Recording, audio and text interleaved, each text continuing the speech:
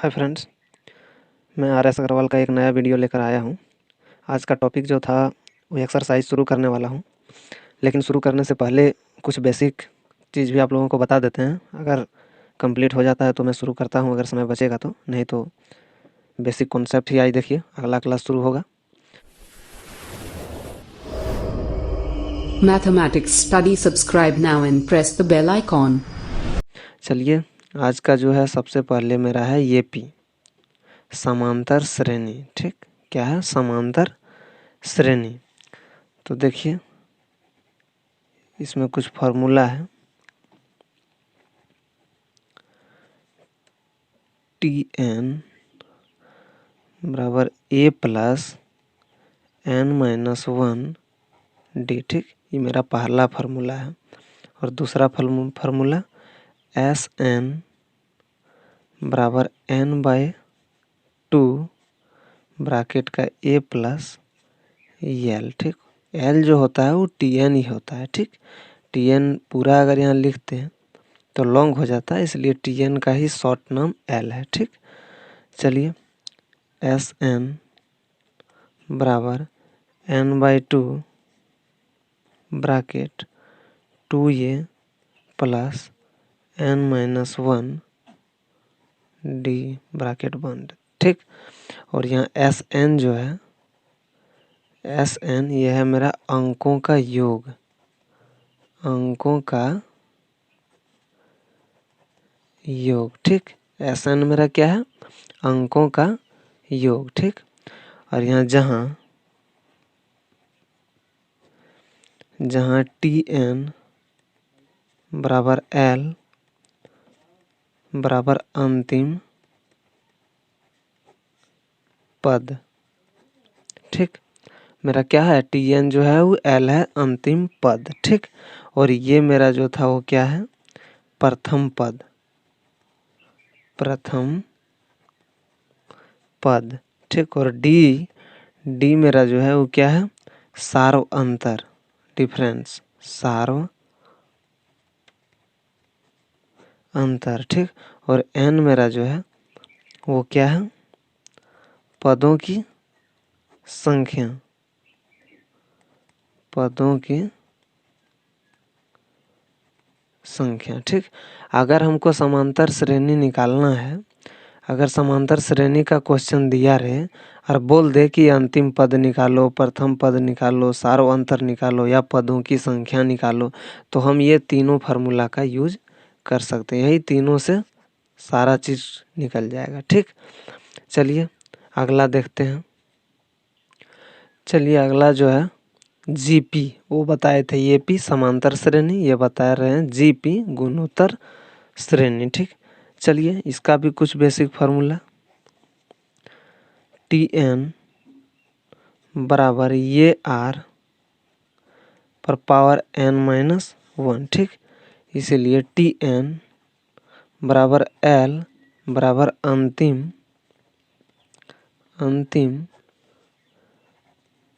पद। ठीक, T n बराबर एल बराबर अंतिम पद। ठीक, 2 नंबर में देखो दूसरा फार्मूला एस एन बराबर ए वन माइनस आर एन बटे वन माइनस यार। ठीक, और जहाँ यार जो है एक से छोटा होना चाहिए। ठीक, जहाँ आर जो है एक से छोटा होना चाहिए। फिर बराबर, इसी को हम दूसरा रूप में लिख सकते हैं, ये यार एन माइनस वन बटे यार माइनस वन, और इसमें जो मेरा यार है वो एक से बड़ा होना चाहिए। ठीक, इसमें जो मेरा आर है एक से बड़ा होना चाहिए, आर जो है एक से बड़ा होना चाहिए। ठीक, अब इसमें देखिए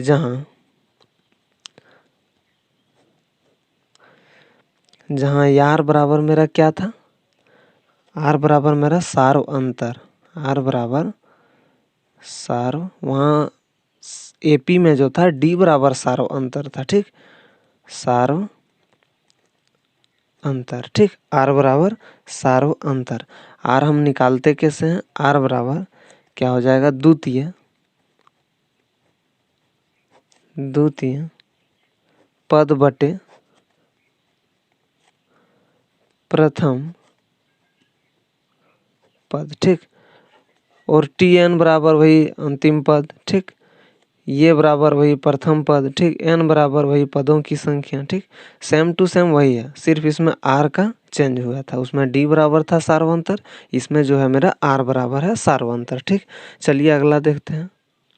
चलिए अगला जो है मेरा सम स्पेशल सीरीज है, ठीक। सीरीज का मतलब क्या हो गया कि देखिए कभी कभी जो क्वेश्चन आता है या पूछ देता है हमको कि 1 2 3 dot dot dot dot dot dot dot dot plus N, ठीक। कुछ भी दे दे, यहाँ 50 दे दे, 60 दे दे, 70 दे दे, कुछ भी दे दे, बोल देगा कि 1 से लेकर 60 तक जोड़िए, यानी 1 से लेकर एन तक का हमको योग चाहिए। तो इसका फार्मूला क्या होता है? इसका फार्मूला होता है एन ब्रैकेट का एन प्लस 1 बटे 2, ठीक। इसका फार्मूला होता है एन, यानी जितना दिया रहे, अगर 10 दिया रहे तो 10 ब्रैकेट 10 प्लस 1 ब्रैकेट बंद बटे 2, ठीक। चलिए अगला देखते हैं। 2 नंबर में मेरा क्या है, जैसे सीरियल है 1 2 3 4, अगर 1 का स्क्वायर दे दे प्लस 2 का स्क्वायर दे दे प्लस 3 का स्क्वायर दे दे plus dot dot dot dot dot dot dot n का स्क्वायर दे दे, ठीक। तो फिर क्या हो जाएगा, चलिए इसका भी देखते हैं। अगर स्क्वायर में रहे तो इसका हो जाएगा एन प्लस 1 और हो जाएगा 2n प्लस 1 और बटे 6, ठीक। क्या हो जाएगा, n bracket n plus 1 bracket बंद 2n प्लस 1 ब्रैकेट बंद और बटे 6, ठीक। 6। चलिए कुछ नहीं है, सिर्फ ये सब थोड़ा दिमाग में रखिए, आसान लगेगा बनाने में। नहीं तो जोड़ पाइएगा, 1 का स्क्वायर अगर यहाँ मेरा दे दे 50, तो 50 का स्क्वायर इतना जोड़ते जोड़ते तो मेरा टाइम में पार हो जाएगा, हम एग्जाम कैसे निकालेंगे, ठीक। चलिए तीसरा नंबर देखते हैं। कभी कभी ऐसा भी पूछ देता है कि 1 का क्यूब प्लस 2 का क्यूब प्लस 3 का cube plus dot dot plus N का क्यूब, ठीक। तो इसका भी फार्मूला होता है। इसका फार्मूला मेरा है कि एन प्लस 1 बटे 2 पर हम स्क्वायर कर देंगे, ठीक। यानी जो मेरा फार्मूला 1 का होता है वही सेम टू सेम होता है क्यूब का भी, ठीक। सेम टू सेम क्यूब का, लेकिन मेरा यहाँ स्क्वायर में होता है और इसमें स्क्वायर में नहीं होता है, ठीक। फर्स्ट में मेरा स्क्वायर में नहीं होता है, एन ब्रैकेट में एन प्लस 1 बटे 2 और क्यूब में मेरा होता है स्क्वायर, ठीक। चलिए अगला देखते हैं। चलिए अगला जो मेरा है वो है कि किसी संख्या का इकाई अंक ज्ञात कैसे करेंगे, ठीक। जैसे कि अगर कोई हमको दे दिया रहे 5304 ही दे दिया रहे और उस पर स्क्वायर 2300 दे दिया रहे, तो हम कैसे निकालेंगे कि इसका इकाई अंक क्या आएगा, ठीक। तो चलिए पहला शुरू करते हैं। चलिए देखिए क्या बोल रहा है कि किसी संख्या का इकाई अंक ज्ञात करने का तरीका, ठीक। इकाई अंक में देखिए, यदि किसी संख्या का इकाई अंक 0 1 5 या 6 हो तो उसके किसी भी घात का इकाई अंक, किसी भी घात का, कोई भी घात रहे, 2003 रहे या 1,00,000, कुछ भी घात रहे, उसका इकाई अंक जो है सेम वही होगा, 0 होगा, 1 होगा, 5 होगा, 6 होगा, ठीक। एग्जाम्पल के रूप में हम एक बता देते हैं आपको। जैसे कि मेरा 16 दे दिया है, ठीक। 16 पर पावर मेरा दे दिया है 4392, ठीक। तो मेरा इकाई अंक पे मेरा क्या है, 6 है। तो इसको हम अगर करेंगे 4392 बार गुना करेंगे 16 को, तो इकाई अंक ही मेरा 6 ही आएगा, ठीक। इकाई अंक जो मेरा आएगा वो मेरा 6 ही आएगा, ठीक। चलिए यानी इसको हम लिख सकते हैं कि घात के बाद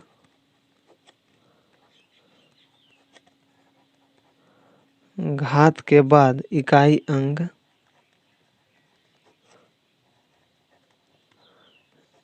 अंक मेरा क्या, इकाई अंक 6 होगा, ठीक।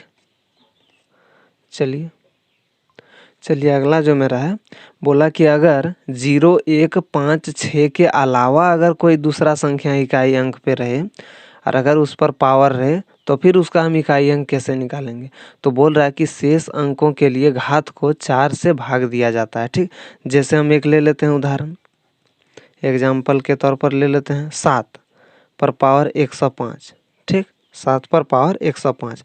तो अभी तुरंत क्या बोले कि 4 से पावर को हम डिवाइड कर देते हैं। ठीक, तो मेरा 2 बार में जाएगा 8, 2 उतरा, 5 उतरा, 6 बार में जाएगा 24, यानी मेरा क्या आ गया 1। ठीक, मेरा शेषफल क्या बच गया 1। तो ये जो पावर है 105, 105 हम 7 पर पावर नहीं लिखने, हम पावर लिखेंगे 7 पर 1। तो 7 को एक बार में गुना करेंगे तो क्या मेरा आएगा 7, यानी इकाई अंक जो मेरा है वो क्या है, इकाई अंक जो मेरा निकलेगा वो मेरा निकलेगा 7। ठीक, अगर आप लोग के दिमाग में क्वेश्चन आ रहा है कि 4 से डिवाइड दिए शेषफल बचा, अगर 4 से डिवाइड देंगे और शेषफल नहीं बचेगा, जैसे 7 पर पावर 20 रहे और अगर शेषफल नहीं बचे तो फिर क्या होगा, चलिए इसका भी बताते हैं। चलिए देखिए क्या बोले कि यदि घात 4 से पूरा भाग लग जाए तो इकाई अंक क्या होगा। ठीक, तो देखिए इकाई अंक जो मेरा आएगा वो अगर 2 रहेगा इकाई अंक पे, अगर पूरी तरह से भाग जा रहा है तो मेरा इकाई अंक 6 आएगा। अगर 3 रहेगा तो मेरा इकाई अंक 1 आएगा। अगर 4 रहेगा तो इकाई अंक मेरा जो है 6 आएगा। ठीक, अगर 5 रहेगा तो इकाई अंक जो है मेरा 5 ही आएगा। ठीक, चलिए और दूसरा देखिए मेरा, इसमें अगर 7 है, 6 का तो वही 4 आएगा। अगर 7 है तो 7 का इकाई अंक मेरा 1 आएगा। अगर 8 है तो 8 का इकाई अंक मेरा 6 आएगा। अगर 9 है तो 9 का इकाई अंक मेरा 1 आएगा। ठीक, अगर 6 है तो 6 का इकाई अंक मेरा 6 ही आएगा। ठीक, अब हम इसको उदाहरण के रूप में समझते हैं। जैसे कि अभी थोड़ा देर पहले हम बताए कि 7 पर पावर अगर 20 रहता, ठीक, तो 7 से हम डिवाइड देते 20 को। ठीक, तो मेरा कितना, ओह 4 से डिवाइड देते 20 को, तो 5 बार में मेरा कट जा रहा है 20। ठीक, कट जा रहा है तो मेरा 0 बच रहा है, लेकिन नहीं, हमको यहाँ शेषफल बचाना है। मिनिमम शेषफल क्या बच सकता है वो देखिए। अगर 4 से भगा दिए तो 20 को, तो यहाँ 5 बार में गया, हम 5 बार में नहीं देते हैं, हम क्या करते हैं इसको 4 बार में देते हैं। 4 4 16। ठीक, मिनिमम हम जो है 4 बचा दिए शेषफल। ठीक, 4 से कम शेषफल नहीं बचा पाएंगे अगर कोई भी संख्या डिवाइड पूर्ण रूप से हो तो। ठीक, तो क्या करेंगे 7 पर पावर 20 ना लिख के 7 पर पावर 4 लिखेंगे। ठीक, तो 7 पर पावर 4 का मतलब क्या हो गया कि 7 गुने 7 गुने 7 गुने 7। ठीक, और 7 गुने 7 मेरा 49 आ रहा है, 49 का 9, और गुने 7 गुने 7 फिर 49 का 9, और 9 गुने 9 बराबर मेरा आ रहा है 81। देखिए इकाई अंक मेरा 1 आया। अभी तुरंत थोड़ा देर पहले बोले थे कि 7 का इकाई अंक 1 आएगा अगर घात जो है 4 से पूर्ण रूप से डिवाइड हो जा रहा है तो। ठीक, चलिए आगे देखते हैं। चलिए अगला जो मेरा है वो भाग के बारे में कुछ बताने जा रहे हैं। जैसे कि डिवाइड हम क्या करते हैं, कुछ संख्या दिया रहता है, कुछ संख्या हम बीच में ले लेते हैं और मेरा जो शेषफल या भागफल जो भी आता है उसको यहाँ लिखते हैं। ठीक, शेषफल को नीचे, भागफल को यहाँ। ठीक, तो हम लिख लेते हैं ये जो भाग देने वाला रहता है इसका नाम रहता है भाजक। ठीक, और जो भाग जाने का काम करता है उसका नाम रहता है भाज्य। ठीक, और जितना बार में भाग गया वो मेरा बच गया भागफल, भागफल। ठीक, और इधर जो मेरा नीचे में बच गया ये मेरा हो गया शेषफल, शेषफल। ठीक, मेरा क्या हो गया शेषफल। तो देखिए भाज्य, इसमें एक फॉर्मूला होता है, भाज्य अगर हम निकालेंगे तो भाजक गुने भागफल करना पड़ेगा, भाजक गुने भागफल,